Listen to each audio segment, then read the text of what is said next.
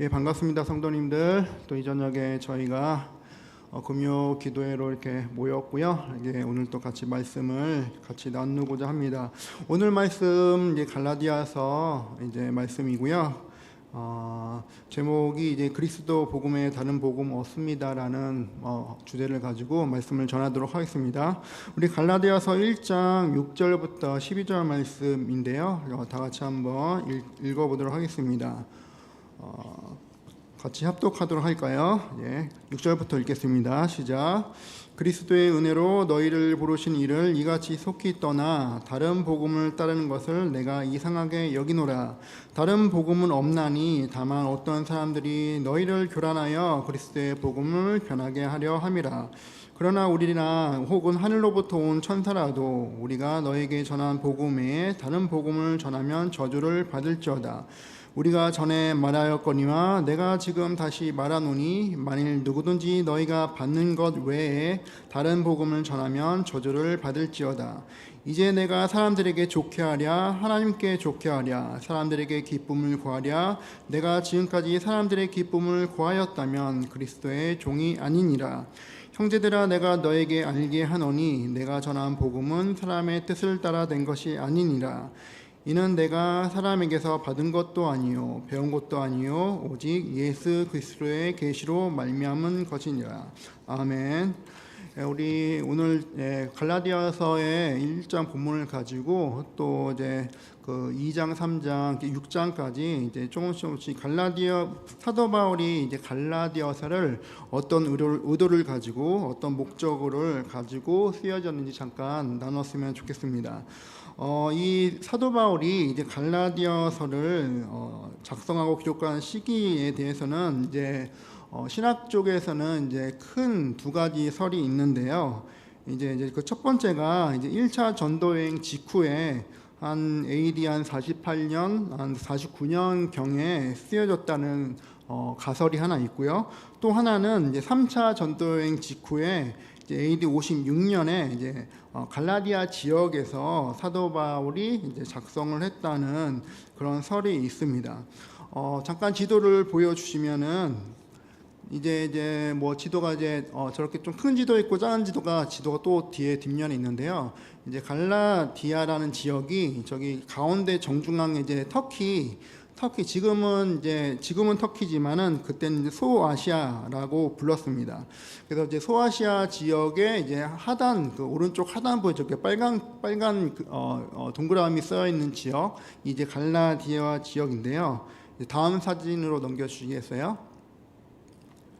저렇게 보면은 이제 당시 이제 초대교회 시대 때 예루살렘 예수님께서 이제 승천하시고 이제 사도들과 이제 초대교회 예루살렘 교회와 함께 사도 바울이 1차, 2차, 3차 전쟁을 진행했던 그 시기에 이제 저렇게 예루살렘 그 위에 안디옥이 있었고요. 그 위에 지도상으로 뭐 한 3cm 위에 이제 갈라디아 지역이 아주 크게 이렇게 소아시아 지역에 넓게 분포되어 있었습니다. 이 갈라디아 이제 이 이름은 이제 당시 이제 영국과 아일랜드 주변에서 이제 켈트족이 영국과 아일랜드 주변에서 살고 있었는데 그 켈트족이 이제 초대 로마 군대의 공격을 받고 점령을 당하죠. 그래서 그들이 이제 영국과 아일랜드 지역을 이제 배를 타고 넘어오고 이렇게 넘어오다가 저렇게 소아시아 지역까지 이렇게 이주를 하게 됩니다. 그래서 이제 그 당시 이제 사람들이 이 켈트족을 이제 고울족이라고 불리기도 했는데요. 이 갈라디아라는 이 말은 이 고울을 이제 헬라어로 부를 때 이제 갈라타이 이제 갈라디아 이렇게 부르게 됐습니다. 그래서 이제 이 당시 이제 소아시아 지역에 켈트 족속이 굉장히 많이 살고 있었는데 이제 그러면서 이제 사도 바울이 이제 갈라디아라는 명칭을 써서 이 갈라디아서를 쓰게 되었죠. 처음에 이제 갈라디아는 이제 한 BC 278년경에 유럽에서 넘어온 아까 말한 그 켈트 족속이 소아시아 북부 지역을 장악한 다음에 그들이 자기들만의 국가를 세우게 됩니다. 그래서 이제 이후에 로마 군대로부터 이제 정복당한 이후에 로마 정부로부터 자치권을 부여받고 독립국가로서 이제 명맥을 유지하게 된 상황이었죠. 그래서 이제 이 바울은 당시 이제 갈라디아 지역에 있는, 특별히 그 지역에 있는 개종한 유대인들 포함해서 이제 크리스찬들을 위해서 이 갈라디아서를 쓰게 되는데, 어떤 특정한 교회를 칭해서 쓴 것이 아니라, 예를 들어서 이제 에베소서나 이제 고린도전서 같은 경우는 이제 에베소 교회 그리고 고린도 교회를 딱 칭해서 바울 사도가 이제 교회를 위해서 두 교회를 위해서 작성을 했는데, 이 갈라디아서는 그 갈라디아서에 있는 여러 가지 분포되어 있는 당시 이제 복음을 받아들인, 그리고 바울이 세웠던 수십 개의 교회들 모두에게 그렇게 쓰여졌던 책이고요. 이 책이 단순히 어떤 특정 교회에게 전해진 게 아니라, 이 갈라디아서가, 이 서신이 이제 한 교회에 이제 읽게 되면은 그 다음 교회로 넘어가고 또 옆에 있는 교회로 넘어가고, 이렇게 해서 이 서신이 같이 돌고 돌면서 그 갈라디아 지역의 모든 교회가 읽히도록 이렇게 사도 바울이 그렇게 명령했고, 당시 이제 교회들이 이 사도 바울의 이 갈라디아 서신을 읽게 되었습니다. 이 사도 바울이 이 갈라디아서를 이제 왜 그들에게 이 갈라디아서를 쓰게 됐고, 또 그 한 교회가 아니라 두세 교회, 많게는 10교회, 또 많게는 20교회, 그 당시 갈라디아 지역에 분포되어 있는 그 모든 교회에게 사도 바울이 전하고자 했던 메시지가 이제 무엇이었을까요? 그 메시지까지 갈라디아 이제 중요 이제 목적인 거죠. 이 갈라디아서가 이제 쓰여진 목적은, 이제 사도 바울이 갈라디아를 쓴 의도는 이방인들의 구원을 위해서, 이방인들이 이제 예수 그리스도의 복음을 듣고 구원을 받은 부른 사람들이 이제 그 당시 이제 소아시아 지역과 지중해 지역, 그리고 사도 바울이 이제 전도행을 다녔던 그 지역에 많이 분포되고 있었는데, 어떤 사람들은 여러 가지 그 지역의 문화에 이끌려서 사도 바울이 이제 전했던 그 복음이 100%에서 과감되거나 또는 플러스되거나, 아니면은 사도 바울의 복음이 변질되거나, 이런 일들이 자주 있었던 거죠. 특별히 이제 갈라디아서를 사도 바울이 그 지역에 이제 서신으로 보냈을 때 상황은, 이제 그때 믿었던 그 크리스찬들 성도들이 유대인 기독교로 개종한 유대인들에 의해서 율법이 너무나 중요하고, 이 율법이 중요하기 때문에 그 복음을 믿고 또 그리스도의 복음을 믿으면서 우리는 율법을 지켜야 된다. 그리고 율법을 지킬 때에 중요한 할례를 반드시 받아야 되고, 또 이스라엘 유대인 사람들이 지켰던 율법 613개를 우리가 다 지킬 수 있으면 다 지켜야 된다라는 그런 거짓 메시지가 이 갈라디아 지역에 다 이렇게 퍼지게 되었죠. 그러면서 그 말에 혹한 일부 당시 이제 믿는 자들은 정말 그런가?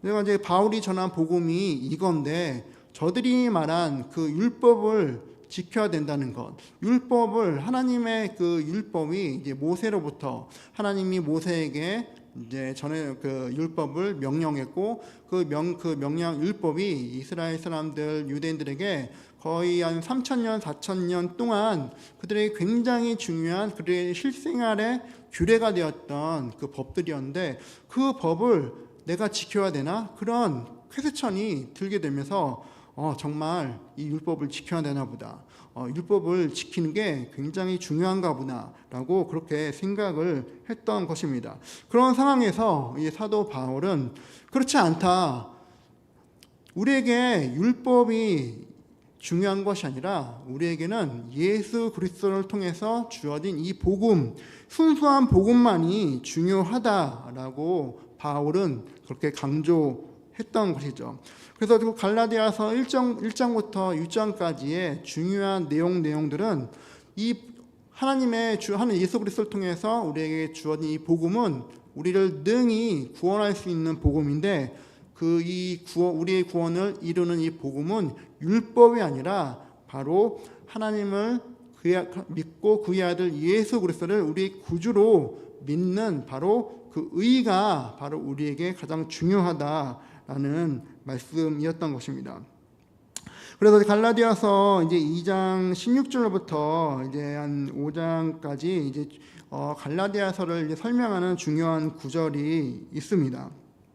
PPT를 잠깐 보시면요, 갈라디아서 2장 16절에 보시면 사람이 의롭게 되는 것은 율법의 행위에서가 아니라 그리스도를 믿음으로 말미암음이라. 그리고 갈라디아서 2장 20절 21절에 내가 그리스도와 함께 십자가에 못 박혔나니 하나님의 은혜를 헛되게 하지 아니하노니 라는 말씀이었고요. 갈라디아서 3장 11절에 의인은 믿음으로 말미암아 살리라라는 가장 핵심적인 그 말씀이 적혀져 있습니다.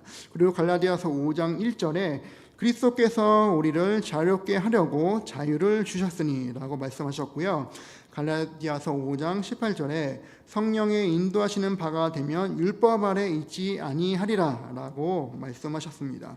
이렇게 보면은 사도 바울이 갈라디아서를 통해서 얘기하고자 했던 것은 우리가 의롭게 되는 것은 율법의 행위에서가 아니라 바로 예수님을 믿는 믿음으로 말미암음이라라고 갈라디아서 2장 16절에 쓰여진 내용이죠.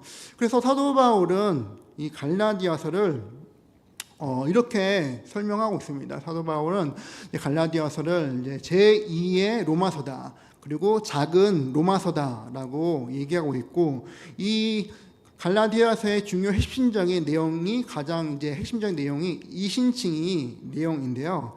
우리가 이제 이신칭이라는 내용이 어떤 내용이죠? 믿음으로 우리는 의를 이룬다라는 내용이잖아요. 그래서 믿음으로 우리가 의를 이룬다라는 이신칭의 내용이 이 갈라디아서 전반에 걸쳐서 로마서와 같이 연결되어져서 이렇게 사도 바울이 갈라디아 지역의 사람들에게, 그 당시 믿는 신자들에게 이 갈라디아서를 통해서 다시 한 번 더 로마서의 핵심인 이 신칭의를 설명하고 있습니다. 그리고 우리가 얻는, 그리고 우리가 생명으로 얻는 의는, 이 구원은 율법이 아니라 바로 예수 그리스도를 믿는 의로 정해진다는 것이죠. 그래서 사도 바울은 이 갈라디아서를 처음부터 여러 사람들이 돌려가면서 읽는 것을 강조하고 있었고, 이것을 받는 이제 갈라디아 사람들에게 단순히 어떤 단수가 아니라 복수라는 단수가 아니고 복수라는 명칭을 쓰면서 이 갈라디아서와 같이 연결된 골로새서, 그리고 골로새서의 사람들에게는 이 표현을 이 갈라디아서에서 사용하고 있습니다. 그래서 갈라디아서 1장에서 바울은 갈라디아 교회 교인 성도들에게 자신이 가르친 은혜의 복음을 떠나 율법을 따르는 사람들이 있었다고 콕 집어 이제 설명하고 있는데요. 이제 갈라디아서 1장 6절 8절에 보면은 6절부터 이제 9절까지 보면은 그리스도의 은혜로 너희를 부르신 이를 이같이 속히 떠나 다른 복음을 따르는 것을 내가 이상하게 여기노라. 7절에 다른 복음은 없나니 다만 어떤 사람들이 너희를 교란하여 그리스도의 복음을 변하게 하려 함이라. 그러나 우리나 혹은 하늘로부터 온 천사라도 우리가 너희에게 전한 복음 외에 다른 복음을 전하면 저주를 받을지어다. 우리가 전에 말하였거니와 내가 지금 다시 말하노니 만일 누구든지 너희가 받는 것 외에 다른 복음을 전하면 저주를 받을지어다라고 이렇게 직설적으로 다른 복음을 전하는 이들에게 아주 직설적인 경고를 하고 있었습니다. 이들은 당시 이제 유대주의, 유대인들이 개종한 유대인들이 주로 주축이 된 사람들이었고요. 이런 개종한 크리스찬 유대인들이 사도 바울이 전한 복음도 중요한데 율법을 지키는 것도 너무나 중요하다라고 당시 이제 갈라디아 유대인이 아니었던 이방인들에게 그렇게 전하고 있었던 것입니다. 이방인들 입장에서는 개종한 이방인들 입장에서는 저들이 예수님과 똑같은 민족이면서 똑같은 동족이면서 사도 바울과 똑같은 동족이고 그리고 당시 복음을 전했던 12사도들과 똑같은 민족, 똑같은 동족이었기 때문에 저들의 많은 신빙성이 있다고 생각을 했습니다. 그리고 저들은 이스라엘부터 온 그런 유대인들이었고 물론 그 중에는 디아스포라 유대인도 섞여 있겠지만은 주로 이스라엘에서부터 온 유대인들이 섞여 있었기 때문에 그 저들이 사도로부터 직접적으로 들은 그 복음 안에 또 저들이 그것을 끼워서 맞춘 그 율법이라는 그런 사상과 가르침이 분명히 설득력이 있고 우리가 이것을 듣는 것이 좋겠다라는 그런 이방인들의 어떤 분위기가 있었습니다. 그래서 그 유대인들은 그 분위기를 잘 이용을 했고 자기들이 이제 복음을 전하는 것이 아니라 복음 플러스 알파 바로 율법을 너희들이 지켜야 한다라는 그런 가르침을 듣고 또 이방이면서 개종한 이방인들이 그 유대인들에게 말을 점점 들었다는 것이죠. 이 상황에서 복음은 변질되었고 복음은 율법을 지켜야 되는 거구나. 복음은 무엇을 해야지 어떤 율법에서 말하는 그 규례를 지켜야지 복음의 의를 이룰 수 있구나라고 이렇게 점점 A에서 B로 넘어가는 상황이었던 거죠. 그래서 사도 바울은 로마서에서 얘기했던 그 이신칭의 복음을 그 갈라디아인에게 다시 한번 명확하게 설명하면서 그렇지 않아. 복음은 오직 의로 이루어지는 것이고 예수 그리스도가 통해서 이루어지는 구원은 바로 너희들의 가지고 있는 그 믿음, 어떤 무엇을 행하고 무엇을 이루고 무엇을 해야 되는 어떤 율법의 성격이 아니라 너희가 온전히 예수 그리스도를 믿는 믿음 안에서 그 복음과 그 구원이 이루어진다라고 사도 바울은 설명하고 있었습니다. 그래서 이제 그 바울은 그 갈라디아인들에게 그 당시 갈라디아에 살았던 그 많은 성도들에게 이 복음이 어떤 것인지 변질된 복음 안에서 다시 한번 순수한 복음을 찾기 위한 복음의 해결사로 다시 그들에게 나타난 것이었죠. 바울은 그 갈라디아서 서신에서 율법주의로 서서히 들어가고 있는 율법주의의 습관이 들어가고 있고 또 어쩌면 율법을 지키는 것이 또 복음의 또 다른 길이야 라고 생각한 그들에게 사도 바울은 아브라함 때부터 있었던 그 믿음의 원리를 설명하면서 율법의 종으로 묶인 것이 아니라 우리는 율법의 자유인으로 그리고 우리는 자유인으로 이 복음을 지킨다. 그리고 신앙생활을 한다라고 분명하게 선을 그으면서 얘기를 하고 있습니다. 초대교회 교회가 여러 가지 많은 가르침들, 거짓 가르침들이 있었습니다. 당시 이스라엘 지역에 그리고 예루살렘에 복음이 초대 이제 그 예루살렘 초대교회 이제 지도자가 이제 야고보였잖아요. 예수님의 동생인 야고보였는데 그 야고보의 그 어떤 지도력이 점점 약해지면서 그 예루살렘 지역도 마찬가지로 AD 한 70년 그리고 80년 90년을 지나면서 또 예루살렘이 로마군에게 함락되고 또 무너지며 전멸되면서 그 당시 굳건하게 지켰던 그 복음도 예루살렘 지역에서 서서히 흐려지면서 변질되기 시작했습니다.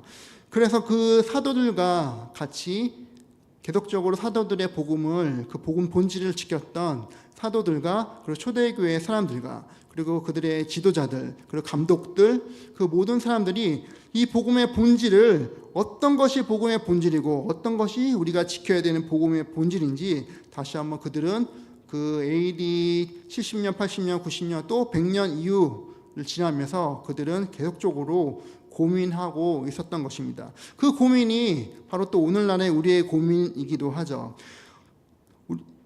우리 15세기, 16세기 이제 중세 시대 때 이제 로마 카톨릭에서 이제 면죄부를 팔기 시작했습니다. 그 면죄부란 그 로마 카톨릭이 이제 그 면죄부를 너희 그 일반인들 일반 민중들이 이 면죄부라는 표를 돈을 주고 사야지 너희들의 죄가 사해진다, 그리고 완벽하게 없어진다라는 그런 기존의 카톨릭 가르침에 또 한 번 더 업그레이드된 그런 가르침을 15세기, 16세기 그렇게 진행을 하기 시작했습니다. 이때에 이 면죄부가 이렇게 편만해지고, 당시 유럽에 이 면죄부를 사기 위해서 그렇게 많은 성도들이 고생하면서 자기가 일주일 동안 농사를 짓고 일하고 했던 그 돈을 가지고 그 거짓 가르침인 그 면죄부를 사야지 나의 죄가 사해진다는 그것을 해결받기 위해서 많은 사람들이 매주 면죄부를 사고 있을 그때에 바로 종교개혁가 마르틴 루터가 그 당시에 95개 조항으로 이신칭이라는 신학 개념을 그 95개 조항으로 깊숙하게 이렇게 넣으면서 종교개혁을 시작하게 됐죠. 그리고 종교개혁을 통해서 우리의 복음이 없어지지 않고 흐트러지지 않고 깨지지 않고 지금 이때까지 우리가 알고 있는 그 복음을 지금도 우리가 듣고 있습니다. 그래서 이 갈라디아서부터 시작된 다른 복음엔 하나님 예수 그리스도의 복음에는 다른 복음이 없다라는 이 귀한 메시지는 바로 이 시대까지 우리에게 전해지고 있고 연결되고 있다는 것이죠. 갈라디아서 1장 6절 12절에도 보면 계속적으로 보면은 한 번 더 읽겠지만은 그리스도의 은혜로 너희를 부르신 이를 이같이 속히 떠나 다른 복음을 따르는 것을 내가 이상하게 여기노라. 다른 복음은 없나니 다만 어떤 사람들이 너희를 교란하여 그리스도의 복음을 변하게 하려 함이라 라고 했는데, 여기서 사도 바울이 다른 복음을 얘기하고 있습니다. 우리가 오늘날에 우리의 그 시대는 너무나 이제 첨단 과학으로 된 현 시대가 됐고, 또 지금 이제 AI라는 어떤 큰 흐름 가운데 우리가 넘어가는 제4차 어떤 과학 시대로 넘어가는 시대에 살고 있습니다. 그리고 우리가 살고 있는 이 시대는 종교다원주의 시대이고, 수많은 종교들이 우리 주변에 그리고 우리 옆에 나라에 같이 있고, 수많은 갖가지 다양한 사람들이 각자의 종교를 믿고 있습니다. 그런 상황에서 또 이렇게 과학이 정말로 발전하는 이 시대에서 또 반대편에 정말 과학과 반하는 어떤 과학과 반대되는 비상식적인 어떤 샤머니즘과 또 이단 어떤 그런 종교들이 같이 형행하고 있죠. 우리가 알고 있는 신천지나 그리고 우리가 이렇게 신천지 같은 그런 부분들, 그리고 다른 그런 이단들이 계속적으로 우리의 신앙을 또 이렇게 도전하고 있고, 또 우리의 신앙이 무너뜨리는 어떤 귀한 어떤 계기들, 또 그런 사건들을 만들고 있습니다. 우리 주변에 저도 아는 사람들이 이제 신천지에 열심히 교회생활을 잘 하다가 정말 어떻게 돼서 신천지에 들어갔고, 신천지에서 지금처럼 계속 그의 가족들이 그 자녀를 또 그 사람을 그 가족을 빼내기 위해서 많은 노력을 하고 있는데 아직까지 나오지 못하고, 또 자기의 어떤 선택과 결정으로 나는 계속 남아있겠다라고 그런 분들이 굉장히 많이 있습니다. 안타까운 마음이고, 또 굉장히 그들을 위해서 기도하고 있는데, 우리의 그 열심히 정말로 순수하게 어렸을 때부터 복음을 믿고, 또 부모님으로부터 또 교회를 통해서 또 교육기관을 통해서 그렇게 복음을 믿었던 그 자녀들, 그 아이들, 그 사람들이 한시 한날에 잘못된 복음을 듣고 잘못된 가르침을 듣고 자기의 인생이 복음에서 점점 멀어지는 그런 지금의 시간을 보내고 있는 사람들이 너무나 많다는 거죠. 너무나 마음이 안타깝고 너무나 마음이 어렵습니다. 그런 분들을 볼 때마다 정말로 어떻게 해서 저 귀한 하나님의 사람이 저 곳에 갔을까? 이단이라는 그 어떤 그옷과 한테 그 자리에서 자기 신앙을 한다고, 열심히 한다고, 자기 인생을 그곳에 다 바친다고 저렇게 말하면서 그곳에 가 있을까? 어떨 때 보면은 또 이제 화가 날 때도 있습니다.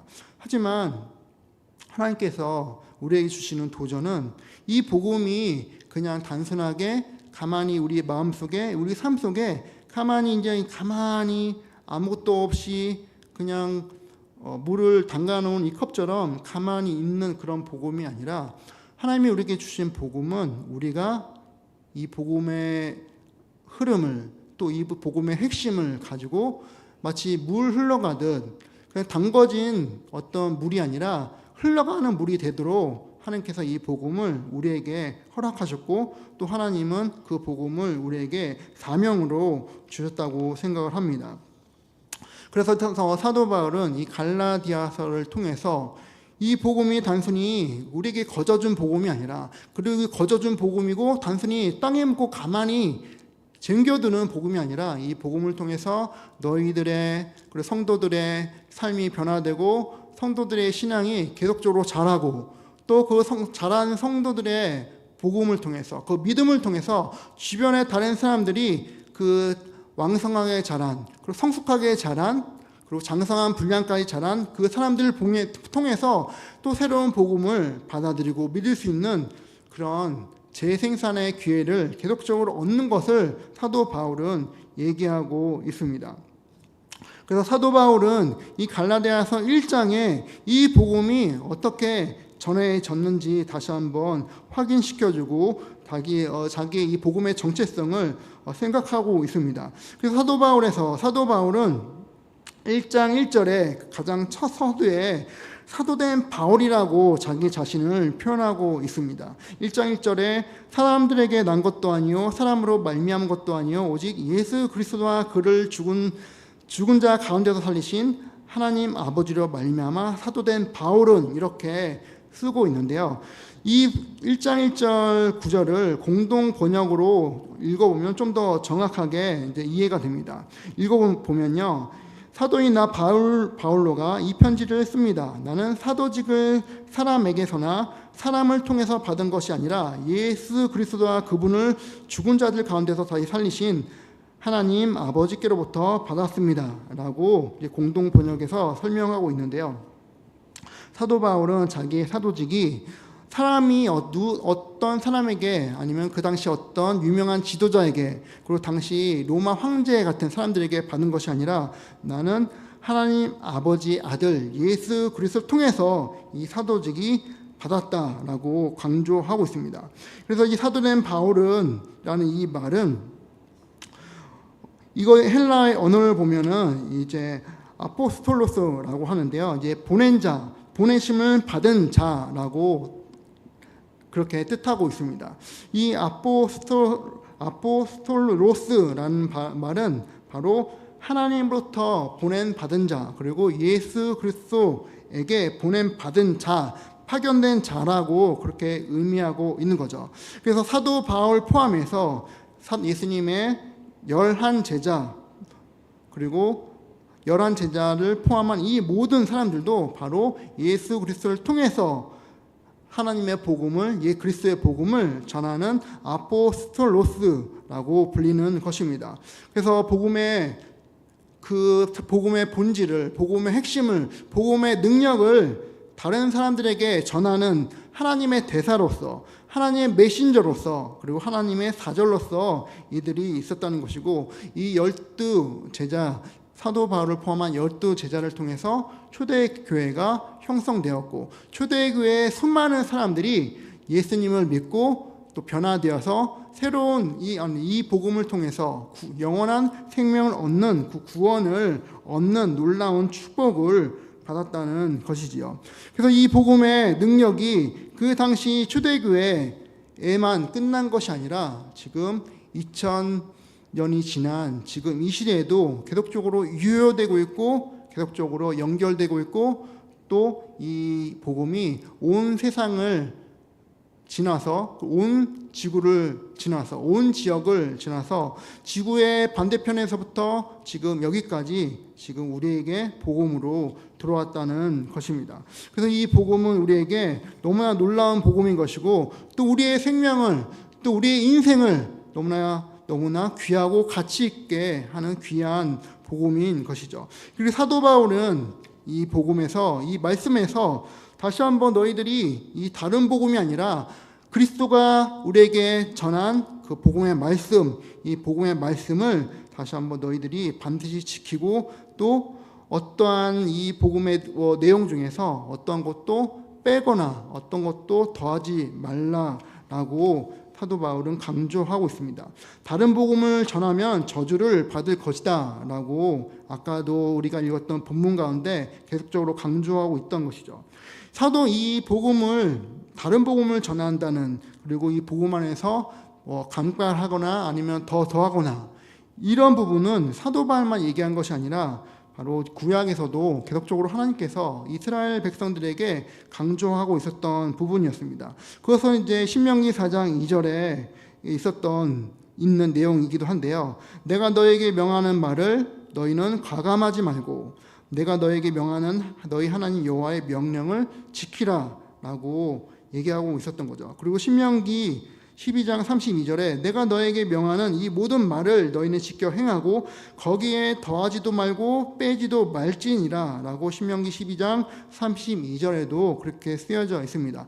그리고 또 잠언 30장 5장 6절에 보면은 너는 그 말씀에 더하지 말라. 그가 너를 책망하시고 거짓말쟁이라 하실까 두려우니라 라고 얘기하고 있습니다. 그리고 요한계시록 22장 18절 19절에도 내가 이 책의 예언의 말씀을 듣는 각 사람에게 증언하노니 만일 누구든지 이것들 외에 더하면 하나님이 이 책에 기록된 재앙들을 그에게 더하실 것이요 또 누구든지 이 예언의 책의 말씀에서 제하여 버리면 하나님이 이 책에 기록된 생명나무와 거룩한 성에서 그가 받을 목을 자하여 버리시니라 라고 이렇게 성경 구약과 그리고 요한계시록에서 하나님의 말씀, 하나님의 성경을 제하거나 더하거나 하지 말라고 말씀하고 있습니다.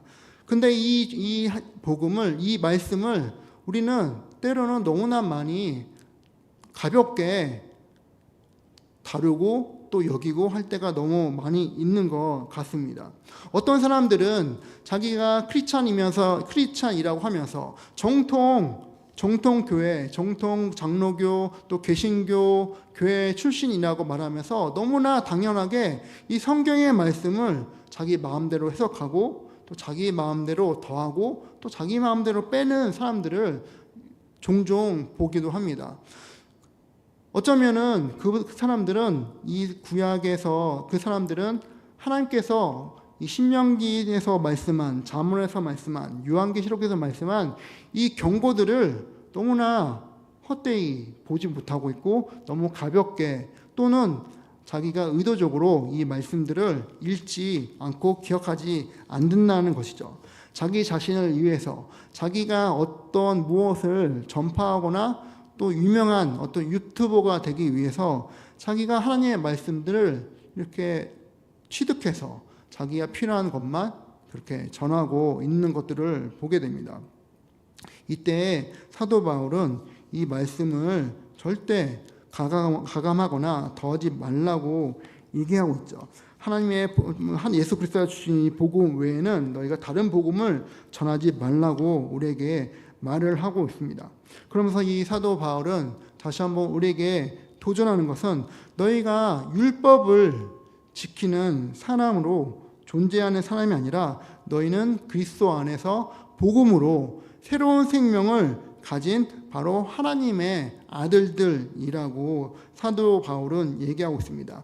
너희가 율법을 통해서 그 율법에 통해서 종의 멍에를 지게 될 텐데 종의 멍에를 지지 말고 그리스도 안에서 너희를 자유케 한 그 복음 안에서 살라라고 사도 바울은 강조하고 있습니다.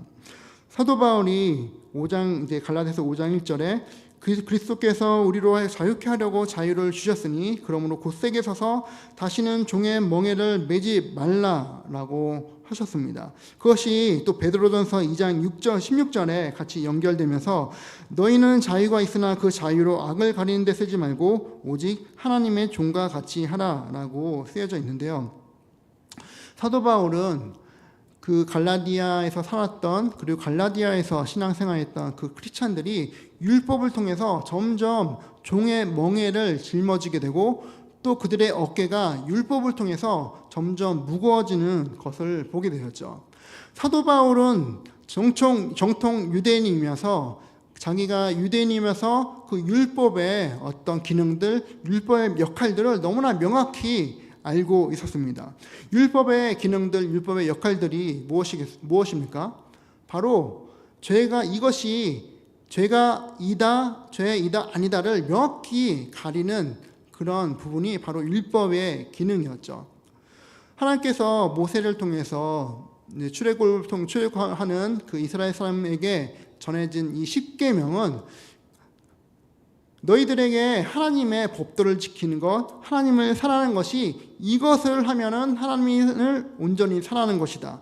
또 이것을 했을 때는 하나님을 사랑하지 않는, 하나님을 멸시하고 하나님을 너희들의 마음에서 제하는 그런 행동들이라고 구체적으로 행동의 어떤 설명을 하면서 십계명을 주셨고요. 그 십계명이 이스라엘 백성들에게 이스라엘의 어떤 역사를 지면서 율법 613개를 이루는 큰 규례가 되었습니다. 지금도 현대 유대인들은 그것을 지금도 지키고 있고요.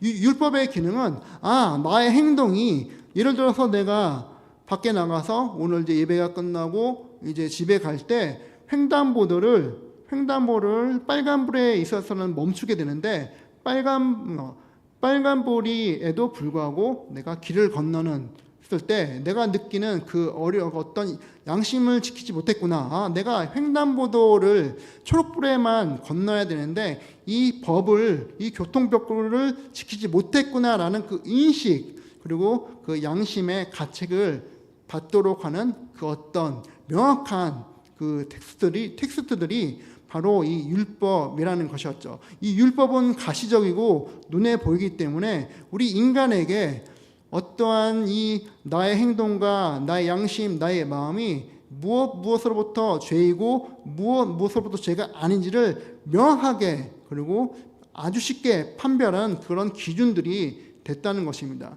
그 율법, 그 십계명이 바로 그런 기능들을 하고 있다는 거죠. 우리가 주일날 안식일을 지켜야 되는데, 우리가 주일날 예배를 지키지 않고, 저도 어렸을 때 이렇게 엄마 몰래 교회를 늦게 가거나, 아니면 거의 예배 끝날 때쯤에 들어가거나 그걸 했던 기억들이 있는데요. 안식일을 지키고 안식일을 거룩히 지키라는 이 십계명에서 그 계명이 없었다면은, 우리의 부모님이, 우리의 어떤 믿는 분들이 왜 안식일이 왜 중요한지, 주일이 왜 중요한지, 예배가 왜 중요한지 우리에게 설명할 어떤 기초적인 근원적인 어떤 개념들이 없다는 것이죠.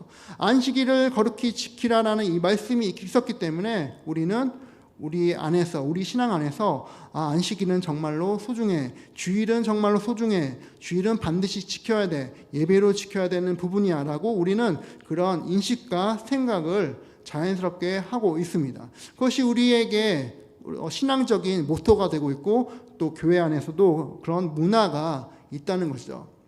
세상 사람들은 이 기준이 없기 때문에, 안식일을 거룩히 지키라는 이 기준이 없기 때문에 그들은 아주 떳떳하게 아무 자유롭게 이렇게 주일날 이렇게 다른 장소에 가서 시간을 보내거나 아니면 여행을 가거나 또 이렇게 자유롭게 하고 있습니다. 하지만 우리는 예수님을 믿기 때문에 그 예수님의 그 가르침 안에서, 사도들이 전해진 가르침 안에서 그 십계명이라는 큰 틀 안에서 주일은 지켜야 돼, 우리 주일은 무슨 일이 있어도 지켜야 되는 것이야 라는 것을 내가 그렇게 하고 있고, 또 우리 자녀들에게 그렇게 알려주고 있다는 거죠.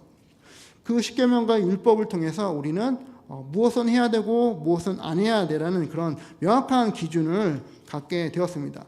하지만 이 율법의 또 다른 이면, 사도 바울이 설명한 율법의 또 다른 그림자는 바로 그 율법을 통해서 우리가 종의 멍에를 맨다는 것이죠. 그것이 바로 유대인들을 보면은, 또 바리새인들을 보면은 그렇습니다. 바리새인들이나 유대인들은 자기들이 그 율법을 지키기 위해서 하루에 24시간을 이때는 이렇게 해야 되고 저때는 이렇게 해야 되고, 그것을 생활 습관적으로 어렸을 때부터 또 어른 될 때까지 계속적으로 그것을 훈련하면서 생활의 습관으로 지키고 있는데요. 그것이 조금이라도 어긋나면, 그 율법이 조금이라도 못 지킨다고 생각하면 이들은 바로 빨간불이 들어오는 거죠. 내가 주일날 이삭을 따면 안 되고 이삭으로 무엇을 이렇게 양식을 만드는 일을 하면 안 되는데, 그 안식일 날 내가 그 일을 했어. 내가 배고파서 그 행동을 했어. 그래서 이제 그 바리새인들은 주일날, 안식일 날 이삭을 땄던 그 예수님의 제자들에게 그들을 판단하고 공격하는 그 도구로서 이 율법을 사용했던 것이죠. 율법에 좋은 기능도 있지만은 이렇게 이 율법은 다른 사람들을 판단하고 또 다른 사람들을 어떠면은 또 공격하는 그런 기능이 있다는 것입니다. 그런 이 율법의 역할과 기능성에서 우리가 성도로서, 복음을 믿는 성도로서 어떻게 자유해진 상태로 이 하나님의 규례, 하나님이 기쁘시게 하는 이 규례를 지킬 수 있겠습니까? 그것은 바로 이웃을 사랑하는 마음인 거죠. 예수 그리스도는 제자들에게 하나님의 그 계명이 있는데 그 계명을 새롭게 완전하게 하는 계명, 바로 새 계명을 바로 제자들에게 알려주었죠. 바로 그 계명은 첫 번째로 하나님을 사랑하는 것, 그리고 두 번째는 너의 이웃을 내 몸같이 사랑하라는 그런 말씀이셨습니다. 그래서 이 세 계명을 가지고 예수님은 그 세 계명의 그 완성을, 그 계명들의 완성을 십자가에서 이루셨고, 그 계명의 완성을 십자가의 죽음으로써 나타내심으로써 내가 이 계명의 완성을 이루었다. 그리고 내가 너희들을 온전히 완전하게 사랑한다라고 그렇게 몸으로 실제 십자가의 희생으로 나타내 보이셨습니다. 그리고 그 예수님의 희생, 십자가의 그 도를 봤던, 경험했던 제자들은 율법에서 벗어나 실제 예수님의 그 십자가의 사랑을 지키는 것이 더 중요한 것이고 더 핵심적인 것이고 가장 우선순위라고 당시 초대교회 사람들과 제자들은 그렇게 이해를 했던 것이죠. 그 이해가, 그 복음에 대한 그 이해가 지금 우리에게까지 있어 왔고, 그리고 우리는 그 복음의 핵심을 바로 하나님 사랑, 이웃 사랑으로 이해하고 있습니다. 우리가 복음의 핵심을 하나님의 사랑, 이웃 사랑이 아니라 유대인들처럼 마치 주일날에는 뭘 익어야 되고 평일날에는 뭘 익어야 되고 율법의 어떤 모양을 가지고 이거하고 저거하고 그렇게 이해하는 것이 아니라, 우리는 너무나 자유롭게 바로 하나님의 사랑과 이웃 사랑한 이 틀 안에서 다른 사람들을 위해서 봉사하고 헌신하고 또 그들의 영혼을 위해서 기도하고, 또 그들이 예수님을 믿지 않는 사람이라면 그들에게 복음을 전할 수 있는 기회를 내가 온전히 가지려고 늘 고민하며 생각하고 기도하고 있습니다. 우리는 그 사랑 안에서, 예수 그리스도가 완성하신 그 사랑 안에서 우리는 자유를 느끼고 있고 자유를 경험하고 있고 그 자유 안에서 복음을 전하는 노력들을 하고 있다는 거죠. 하지만 율법이 더 강화되고 또 율법이 더 복음보다 더 우선시 된 사람들은 보면은 이렇게 해야지 내가 구원을 받는 게 아닐까, 내가 율법의 어떤 그런 구체적인 지침들을 지켜야지, 그런 모습들을 지켜야지 내가 구원을 받고 또 하나님께 복을 받고 하나님이 허락하신 그런 앞으로의 삶을 영위할 것이 아닐까, 그런 어떤 걱정과 염려들이 가진 신앙인들이 또 종종 있다는 것이죠. 복음으로 자유케 된 것이 아니라 우리가 11조를 반드시 내야 되고 또 주일을 반드시 지켜야 되고 또 우리가 어떤 그런 기독교의 그런 문화들을 반드시 해야 되는 그런 것들이 때로는 우리에게 올무가 되어서 사랑보다 그냥 자유함과 기쁨으로 행하고 드리는 사랑이 아니라 내 안에서, 내 머릿속에서 내가 그렇게 해야지 내가 하나님께 복을 받는구나, 내가 11조를 정확히 지켜서 100원, 10원 그리고 뒤에 점까지 지켜서 내가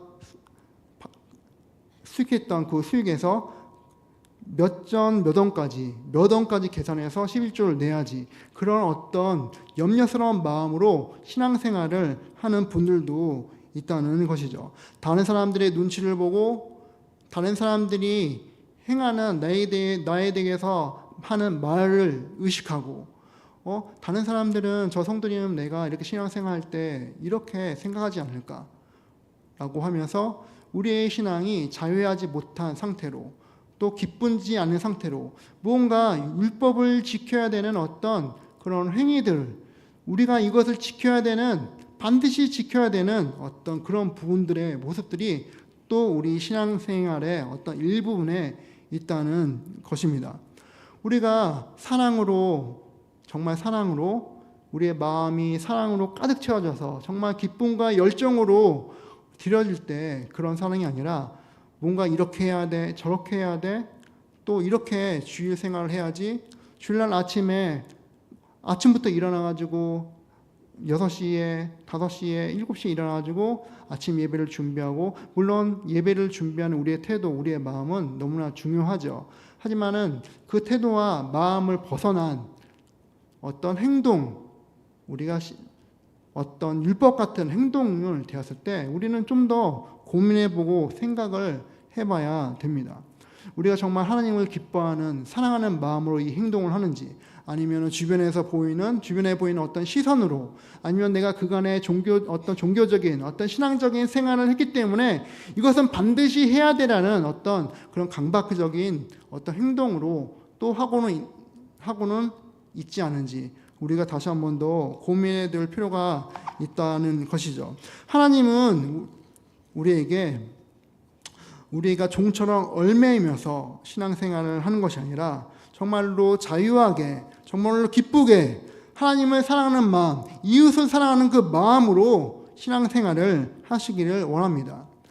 그런 마음과 태도와 안에서 우리가 다른 사람들을 섬기고, 다른 분들을 섬기고, 또 다른 성도들을 사랑하고, 또 때로는 나의 어떤 삶의 일부를 희생하고 드리고 헌신하는 그런 좀 더 높은 그런 신앙생활의 모습까지도 나타낼 수 있는데, 우리가 다른 사람들의 눈을 의식하고, 또 우리가 어떤 규례를 지켜야 되고, 우리가 주일날 무엇을 지켜야 된다는 그것에만 빠져 있다면, 그것이 우리의 신앙의 태도를 얽매이게 하고 또 규정하게 하는 어떤 그런 의식이라면, 우리가 다시 한번 그 의식들로부터 다시 한번 우리가 고민하고 생각해 봐야 될 것 같습니다. 사도 바울은 우리에게 전하는 이 사도 바울의 메시지는, 다른 복음은 없다고 한 이 메시지는 예수 그리스도의 사랑만이 우리의 복음이며, 그리고 예수 그리스도를 믿는 그 믿음만이 우리의 복음이라고 말을 하는 것이죠. 이 복음 외에는, 그리스도의 사랑 말고는, 그리고 우리가 그리스도를 사랑하는 그 믿음 말고는 다른 복음은 없다라고 말하고 있습니다. 우리가 신앙생활을 하면서 앞으로도 남은 신앙생활을 계속할 때 이 복음의 본질이 방금 말한 하나님을 사랑하고 예수님을 사랑하는 것, 그리고 그 예수 그리스도를 오직 믿는 믿음 안에 있는 것이 아니라 조금이라도 우리 그것에 벗어나서 다른 것을 생각하고, 다른 행동들을 생각하고, 다른 의식들을 생각하고, 어떤 규례들을 생각하고 있다면 우리는 다시 원점으로 돌아와야 될 것 같습니다. 우리가 그 원점을 벗어나, 중심을 벗어난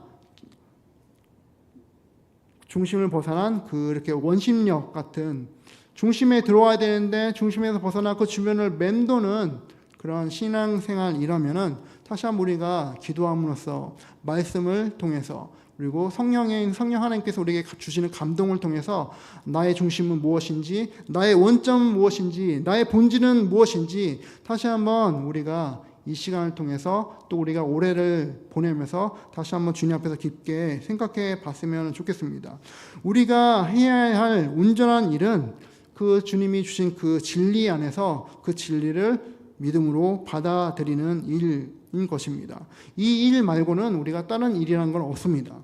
우리가 삶이 가끔씩 휘청하고 어렵고 고난이 찾아와서 우리의 신앙이 큰 난파, 폭풍우가 휘말리는 그런 난파된 선처럼 어떤 배처럼 난파선처럼 있을 때에도 우리는 믿음으로 굳건하게 저 불빛이 보이는 등대를 향해서 달려가야 되는 것이죠. 믿음이 그런 기능을 하고 있고 우리가 그 믿음을 통해서 그 우리의 인생의 항해를 온전하게 끝까지 나아갈 수가 있습니다. 하지만 우리가 이 세상을 살 때 우리 주변에 이것이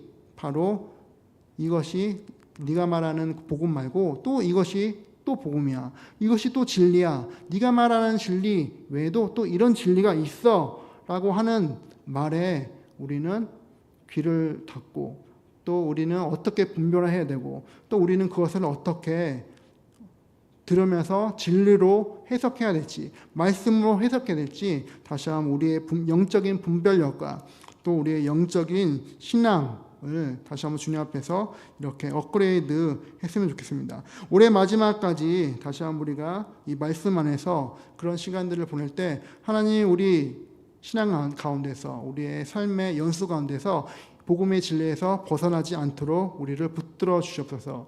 우리가 복음의 그 중심에서 조금이라도 흩어지지 않도록 우리의 발이, 우리의 마음이, 우리의 눈이 그 복음의 중심에 있게 도와주시옵소서라고 그렇게 늘 기도하고 또 말씀을 보고 그렇게 훈련하는 귀한 성목교회 성도님들 됐으면 좋겠습니다. 감사합니다. 우리 다 같이 기도하고 같이 함께 기도하겠습니다. 하나님 아버지 감사합니다. 이 시간 우리가 갈라디아서 말씀을 통해서 사도 바울이 전했던 복음의 핵심 그리고 복음의 진수가 바로 우리가 예수 그리스도가 우리에게 보내주신 그 복음의 진수이고 사도들이 목숨을 다해서 지켰던 그 복음의 핵심임을 다시 한번 우리가 기억해 봅니다.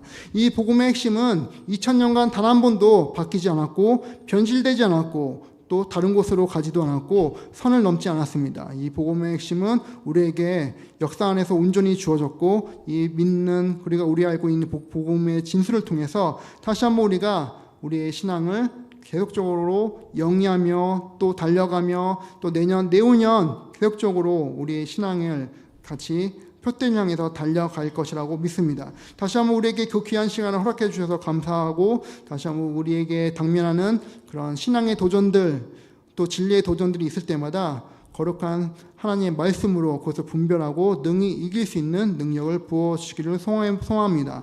이 모든 말씀 예수님 이름으로 기도드립니다. 아멘.